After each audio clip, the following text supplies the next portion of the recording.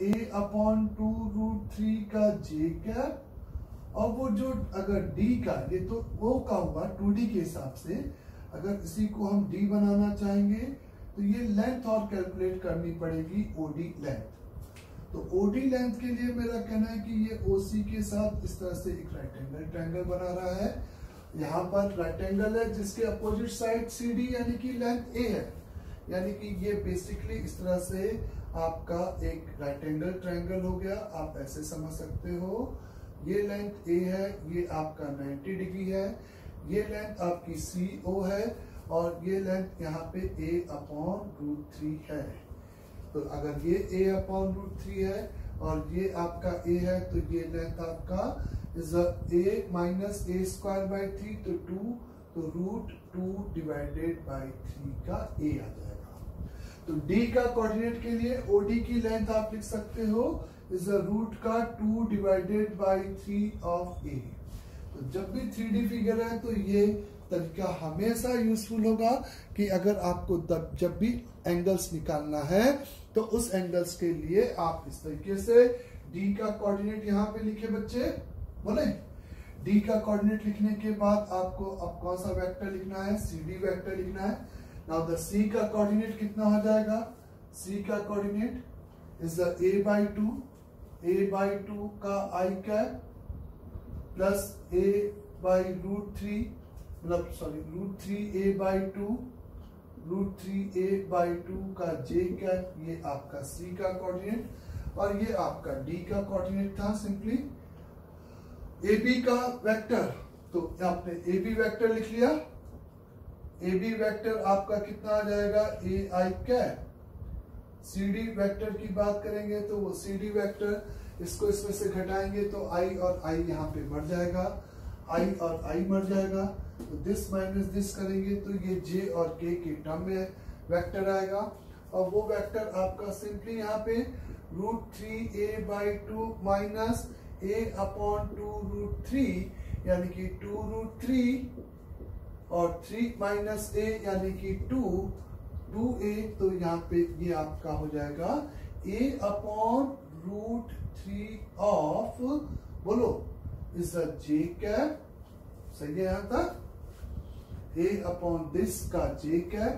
D में से आप इसको घटा रहे हो ना, D में से, तो ये माइनस के साथ लिख लेना j कैप, और D में से घटा रहे हो तो ये आपका इज एक और k कैप, यहाँ पे भूल गए हम लोग।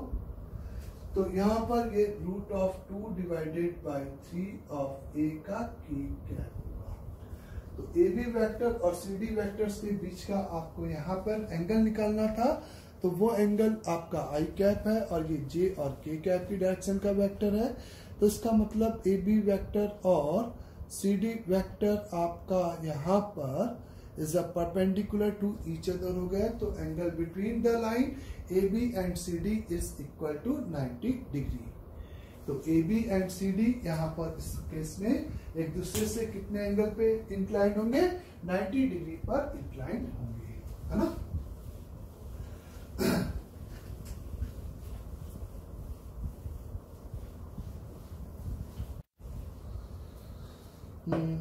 नेक्स्ट एक प्रॉब्लम और देख लें। In a given problem, in a given is a parallelogram, in a given parallelogram ABCD, if the length of AB is equal to small a, the length of AD is equal to small b, and the length of AC vector is equal to small c, then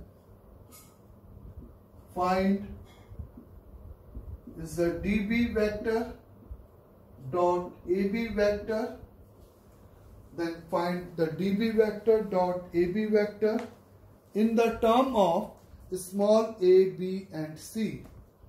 small a b c के term में हमें dB vector dot AB vector को calculate यहाँ पे करना है।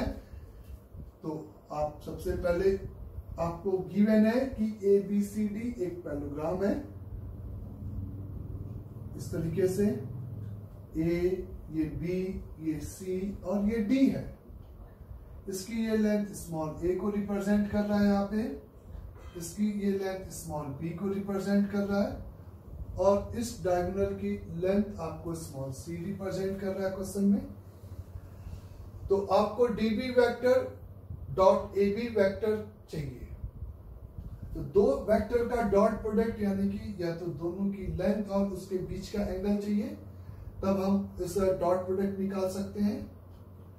तो dB यहां पर बेसिकली इस डायगोनल की लेंथ हो जाएगी बच्चे, डीबी यहां पर इस डायगोनल की लेंथ हो जाएगी ऐसे। दो तरीका है, पहले तो आप ऐसे सोच सकते हो कि इस वेक्टर को ए ले लूं, इसको बी ले लूं और इसको यहाँ पे सी कंसिडर कर लूं। इसका मैग्नीट्यूड ही ए बी की लेंथ है, इसका मैग्नीट्यूड ए डी की लेंथ है, और इसका मैग्नीट्यूड इस स्मॉल सी इस ए सी की लेंथ को रिप्रेजेंट कर रहा है। तो डीबी वेक्टर अगर हम स्मॉल ए बी सी के टर्म में लिखें तो डीबी वेक्टर आपका क्या हो जाएगा, डी से बी का वेक्टर यानी कि इन दोनों वेक्टर्स का डिफरेंस ऑफ द वेक्टर। तो ये आपका पैरेललोग्राम लॉ से a माइनस का b वेक्टर होगा इस फिगर में। बोले ये आपका a माइनस b का वेक्टर होगा dot with A B vector, यानी कि a से आपने इसको डॉट कर दिया। तो आप इसमें डिस्ट्रीब्यूशन लगा दो तो ये a डॉट a यानी कि a का स्क्वायर हो जाएगा माइनस ये आपका b डॉट a आ जाएगा, या a डॉट b। इस आपको पता है कि ऑर्डर बदलने पे यहाँ पे कोई फर्क नहीं पड़ेगा, दोनों का सेम वैल्यू होता है। तो ये आपका a square minus b dot a हो गया सिंपली। अब आपको b डॉट a चाहिए, तो आपको यहाँ पर अगर ये c वेक्टर इस डायगोनल के अलोंग है तो ये a, ये b और ये c, तो आप एक वेक्टर इक्वेशन बहुत आराम से लिख सकते हो, vector c is equal to vector a plus vector b।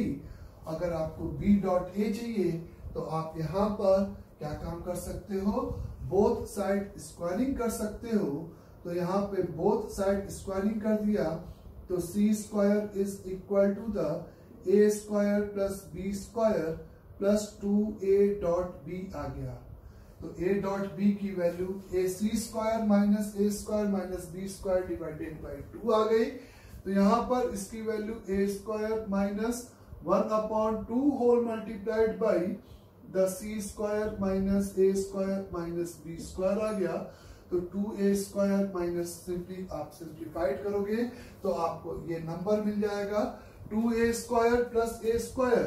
तो ये यहाँ पर मेरे ख्याल से 3a स्क्वायर माइनस का c स्क्वायर प्लस का b स्क्वायर डिवाइडेड बाई 2, ये नंबर हमें कैलकुलेट करना था। यहाँ पर ये नंबर आप a डॉट b ऐसे ना कैलकुलेट करके आप a और b के बीच का अगर एंगल थीटा एज्यूम कर लेते तो आप कोसाइन फॉर्मूला लगा सकते थे कॉस थीटा। a और b के बीच का अगर मैंने एंगल यहाँ पे थीटा कंसिडर कर लिया, a और b के बीच का एंगल थीटा कंसिडर कर लिया सिंपली इस डायरेक्शन और इस डायरेक्शन का, तो यहाँ पर इस फिगर में कोसाइन फॉर्मूला नहीं लगता।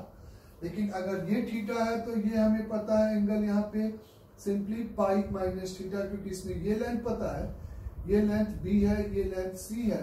तो हम लोग यहाँ पे cos of angle pi minus theta is equal the a square plus b square minus is a c square divided by 2ab। तो ये माइनस का कॉस थीटा यानी कि माइनस का 2ab cos theta is equal to a square plus b square minus c square. तो ab cos theta simply आपका यही c square minus a square minus b square divided by 2 आ जाएगा ab cos theta. तो इस तरीके से आप मेरे से यहाँ पे डॉट प्रोडक्ट कैलकुलेट कर सकते हो, या आप सिंपली यहाँ पे db और ab के बीच का एंगल थीटा एज्यूम करके आप सीधे सीधे अगर डिस्ट्रीब्यूशन लॉ से नहीं करना चाहते तब आपका अप्रोच एकदम अलग होना चाहिए। अगर आप यहाँ पर दूसरा db वेक्टर और ab वेक्टर अलग अलग निकाल कर उन दोनों के मैग्नीट्यूड इनटू उनके बीच का एंगल अप्लाई करना चाहते थे तो उसके लिए आप फिर से इस तरह से फिगर बनाओगे। तो नेक्स्ट आप ऐसे सोचोगे कि ये a b c d है, इज अ डीबी यानी कि इस लाइन और ए बी यानी कि इस लाइन के ए बी यानी कि इस डायरेक्शन के बीच का अगर एंगल मैंने थीटा ले लिया, यानी कि इस एंगल को मैंने फिगर में यहाँ पे थीटा कंसिडर कर लिया है। ए बी और ए बी हो गया, ये ए बी हो गया, डी बी हो गया, तो उन दोनों के बीच का जो एंगल है वो थीटा फिगर में कंसिडर किया। ये लेंथ ए है, ये लेंथ बी है, ये लेंथ आपकी ये लेंथ आपकी सी है। इस तरीके से इस लेंथ को अगर मैं डी एज्यूम करूं, इस लेंथ को अगर मैं डी एज्यूम करूं तो मेरे को ये पता है कि D square plus C square is equal to twice of A square plus B square. D square is ये लेंथ डीबी वेक्टर को अगर मैंने सिंपल यहाँ पे is theta D length consider किया तो पैरेललोग्राम में ये हमें पता है कि इज डायगोनल के स्क्वायर का सम, यानी कि D square plus C square is equal to the is 2 times of adjacent side का square A square plus B square, ऐसा ये होगा। बोले तो D square plus C square is equal to the 2 times of A square plus B square, ये rule एक applicable होगा। तो यहाँ पे अगर मैं लिखूंगा डीबी वेक्टर को डी, ए बी वेक्टर को यहाँ पर अपन ने ए, और डीबी और ए बी के बीच का एंगल मैंने फिगर में थीटा, तो कॉस थीटा। तो कॉस थीटा इस फिगर में निकालने के लिए अपन कोसाइन फॉर्मूला लगाएंगे। Cos theta is equate with, हम लिखेंगे A square plus D square minus का B square divided by 2AD। ऐसे AD कॉस थीटा चाहिए तो AD को उधर लेके गए, AD cos theta is equate with A square is D square की जगह पे क्या रख देगा, इज प्लस का 2A स्क्वायर प्लस का 2B स्क्वायर इज माइनस का C स्क्वायर माइनस का B स्क्वायर डिवाइडेड बाई 2 नीचे रह जाएगा, और इसको फिर से सिंप्लीफाइड करेगा तो वही सेम आंसर आ जाएगा। This is equivalent to the 3A square plus का बी स्क्वायर माइनस का सी स्क्वायर, ये आपका यहाँ पे डिवाइडेड बाय 2 के साथ ये यहाँ पे आपका सिंपली आंसर हो जाएगा। तो इस तरह से हम लोग इसको यहाँ पे कैलकुलेट कर सकते हैं। तो आपको डायरेक्ट डॉट प्रोडक्ट लगाने की इच्छा है तो डायरेक्ट लगा सकते हो, या आपको सम ऑफ द वेक्टर लिख के उसको डिस्ट्रीब्यूट कर सकते हो। मेरा कहना है कि दोनों तरीके से आप ओपन है, किसी भी तरीके से आप इस डॉट प्रोडक्ट को ज्योमेट्रिकली समझ सकते हो कि ये थीटा है, दो वेक्टर्स के बीच का एंगल थीटा ले लिया, फिगर में दिखाई दे रहा था, तो थीटा के करस्पॉन्डिंग सीधे आपने यहाँ पे अप्रोच कर लिया। एक और प्रॉब्लम देखें। इन अ quadrilateral ABCD is the AC is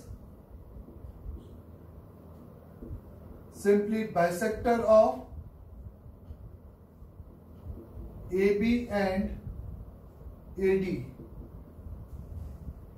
If angle ABD is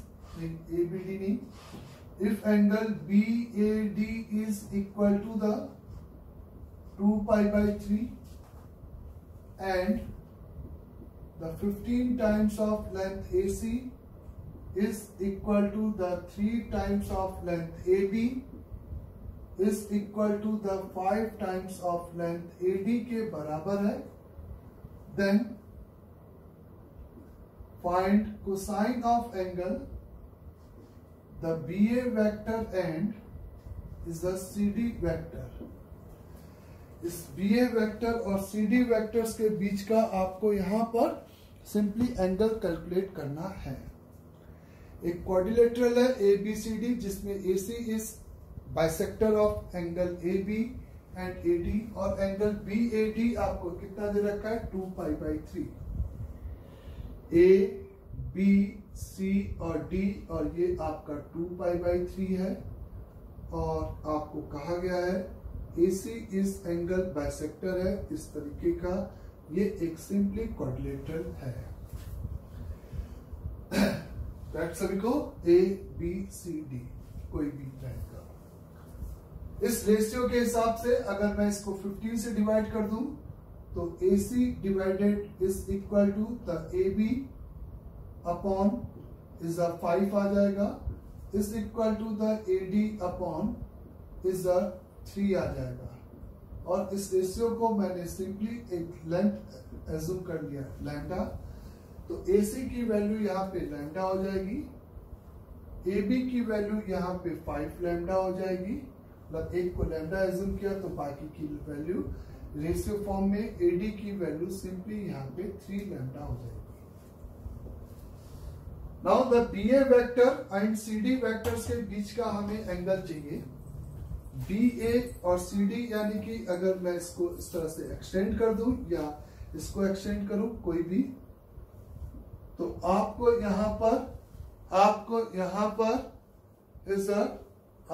यहां पर बेसिकली इस एंगल थीटा का क्या चाहिए, इज अ कोसाइन चाहिए। इज अ BA यानी कि इस डायरेक्शन में जाना है, और इस CD C से D इस डायरेक्शन यानी कि इसको इस तरह से एक्सटेंड किया गया, तो ये सिंपली आपको थीटा यहाँ पे रिक्वायर्ड है। क्लियर सभी को फिगर में? Now is a one of the information कि ये आपका 60 डिग्री है, ये आपका यहाँ पे 60 डिग्री है, और इस तरीके से आपको cosine of angle this vector and this vector यानी कि कॉस थीटा इसका चाहिए। तो कॉस थीटा के लिए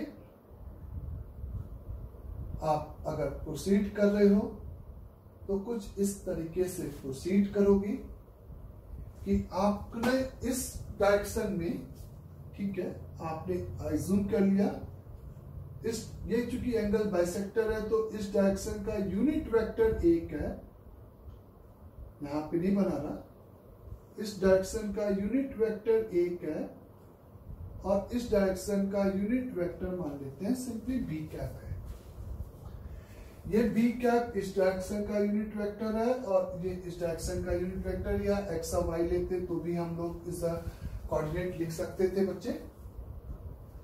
A कैप और B कैप अगर है तो इस डायरेक्शन का जो यूनिट वेक्टर या वेक्टर होगा हमें पता है is A cap plus B cap का लैम्डा मल्टीपल होगा, और इस डायरेक्शन यानी कि AC वेक्टर का यूनिट वेक्टर अगर हम बात करेंगे तो वो इसके magnitude A cap plus B cap का मैग्नीट्यूड कितना होता है, is A cap plus B cap का मैग्नीट्यूड होता है सिंपली द 2 कॉस का थीटा बाई 2 यानी कि 60 डिग्री, क्योंकि टोटल एंगल 120 है, उसका आधा, तो ये 1।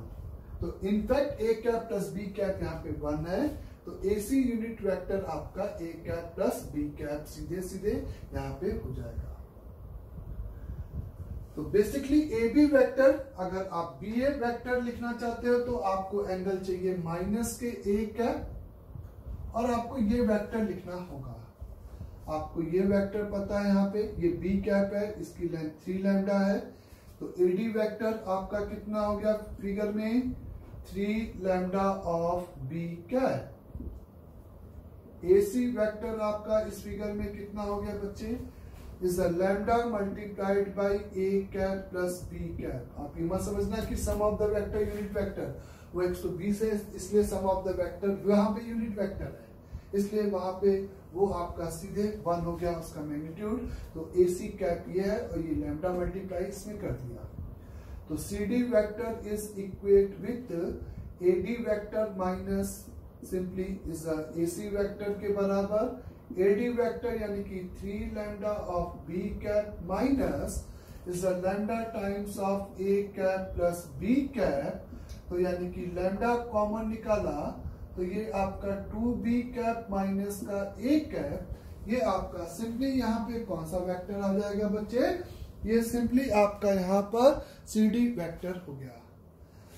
और आपके पास बी ए वेक्टर तो पहले से था, बी ए वेक्टर आपका सिंपली माइनस का ए कैप है इस फिगर में, और सी डी वेक्टर सिंपली ये है। तो आपको यहाँ पर बेसिकली इन दो वेक्टर्स के बीच का कोसाइन चाहिए था, तो डॉट प्रोडक्ट से आप बहुत आराम से निकाल सकते हो। तो डॉट प्रोडक्ट से जब आप निकालने जाओगे तो माइनस का A cap dot with lambda multiplied by 2b cap minus A cap ये लिखोगे अपॉन माइनस ए कैप का मैग्नीट्यूड 1, इसका मैग्नीट्यूड लैम्डा, इस बार मॉड लैम्डा नहीं क्योंकि लैम्डा उस रेशियो को माना था तो वो पॉजिटिव, इसका मैग्नीट्यूड हमें अलग से निकालना पड़ा 2b cap minus A cap का मैग्नीट्यूड यानी कि इसके स्क्वायर से, इसका square 4 plus 1 minus is 2 times of दोनों का डॉट, तो एक 2 और scalar number b dot A cap यानी कि 1 इंटू 1 120 डिग्री जो फिगर में माना है, तो माइनस का 1/2 ऐसा कुछ आ जाएगा बच्चे, 5 2 और कितना हो जाएगा ये 7 हो जाएगा, तो √7 यहाँ पर और आ जाएगा। ये सभी को क्लियर हो गया। नाउ यहाँ पे और आगे प्रोसीड करेंगे तो यहाँ पे माइनस का is 2a dot B cap फिर से जो कि आपका माइनस का 1/2 कहलाएगा, is minus minus plus is a square, तो वो 1 हो जाएगा डिवाइडेड बाई √7 आ जाएगा, और सिंप्लीफाइड करो तो 1/2 ये 2 to 1 यानी कि 2 डिवाइडेड बाई √7 आंसर हो जाएगा। तो इस तरीके से इस फिगर में इसका आंसर सिंपली आपका कितने के बराबर हो जाएगा, इज 2 डिवाइडेड बाई √7 इसका आंसर होगा। 2 डिवाइडेड बाई √7 सभी को क्लियर अच्छे से। तो इस तरह से एक क्वेश्चन था जिसमें हम लोग इस क्वाड्रिलेटरल के अलोंग एंगल बाइसेक्टर था, तो एंगल बाइसेक्टर के अलोंग लैम्डा मल्टीपल, वो लैम्डा इस लैम्डा को नहीं मतलब था, वो लैम्डा मल्टीपल या यूनिट वेक्टर के लिए a cap plus b cap के मैग्नीट्यूड से हमें यहाँ पर सिंपली उसको क्या करना पड़ेगा, डिवाइड करने की जरूरत थी, है ना। Is ABCD if A, B, C and D be is a parallelogram such that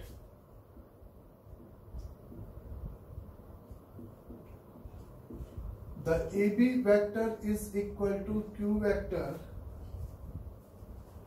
the AD vector is equal to the P vector, and angle BAD is B and acute, ये given है यहाँ पे।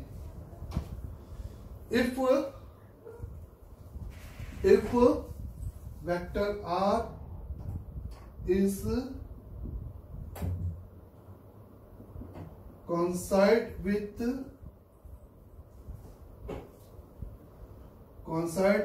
the altitude directed from vertex B to the side AD, then define vector R। आपको एक पैराग्राम है जिसमें इस तरह से बोला गया है कि एक BAD एंगल एक्यूट है, तो A पे एंगल एक्यूट बना देते हैं, एक तो फिगर पहले बना लिया, ये A ले लिया, ये B, ये C और ये D, ये एक्यूट एंगल फिगर में बोला गया, ठीक है। AB के अलोंग आपका Q वेक्टर है, इस AD के अलोंग आपका P वेक्टर है, R वेक्टर जो डिफाइन किया गया है altitude directed from the vertex B to the side AD, इस पर इस तरीके से आपको ये परपेंडिकुलर डाला गया है, ये आपको R वेक्टर लिखा गया है। तो R वेक्टर आपको डिफाइन करना है in the term of vector P and Q। तो अगर ये एल्टीट्यूड है तो इसका मतलब कि आपको यही पहले ये वाला प्रोजेक्शन वेक्टर ये प्रोजेक्शन वेक्टर, और दिस प्लस दिस का सम ये प्रोजेक्शन वेक्टर होगा। और ये प्रोजेक्शन वेक्टर हम आराम से लिख सकते हैं इस फिगर में। ये प्रोजेक्शन वेक्टर यहां पे हो जाएगा Q dot P upon mod P, जिस पे प्रोजेक्शन ले रहे हैं, इनटू P कैप या P upon mod P square लिख दोगे, एक ही बात है। ये सिंपल डॉट है, इसको डॉट हटा देते हैं। Q डॉट P, इसका ये वेक्टर आपका आ गया, ये डार्क पोर्शन वाला वेक्टर हो गया इस फिगर में। ये जो डार्क पोर्शन वाला वेक्टर हो गया, और ये वेक्टर Q है, तो simply R vector is equate with this vector, यानी कि Q dot P over upon mod P का whole square over P vector minus Q vector आपका आंसर हो गया। तो जब भी आपको परपेंडिकुलर वेक्टर, एक दो वेक्टर कोइंसाइड कर रहे हैं, एक के हेड से दूसरे वेक्टर पे परपेंडिकुलर वेक्टर लिखने की जरूरत है, तो प्रोजेक्शन वेक्टर लिखकर आप इज अ सम या डिफरेंस ऑफ द वेक्टर वहां पे अप्लाई आराम से कर सकते हो। अंडरस्टैंड ये वाला पार्ट सभी को?